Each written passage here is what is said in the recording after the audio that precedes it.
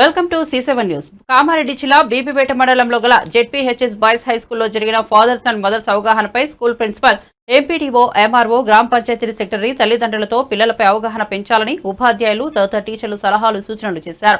పిల్లలు దారి తప్పే విషయంలో తల్లిదండ్రుల పాత్ర ఎక్కువగా ఉండాలని, పిల్లల నడవడికను గమనించేలా ఉండాలని ఉపాధ్యాయుల, పిల్లల తల్లిదండ్రులకు సూచన చేశారు.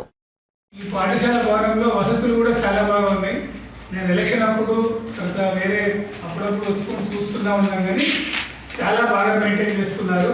ఒకటి ఏంటంటే ఈ పాఠశాల తరగతి గదులు, టీచర్స్ వీళ్ళందరూ ఎక్స్ప్లెయిన్ చేసిన దాన్ని బట్టి చూస్తే పాఠశాల వాతావరణం చాలా చక్కగా ఉన్నది. మనకు కొత్త వచ్చినట్టు కనిపించేది ఏమంటే పిల్లలు పెట్టే ఫుడ్.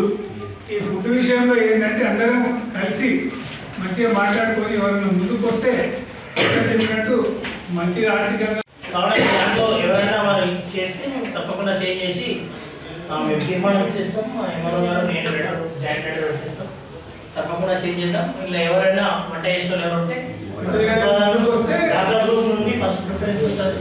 ఒకవేళ వాళ్ళతో కూడా కాదు అంటే అదే ఆప్షన్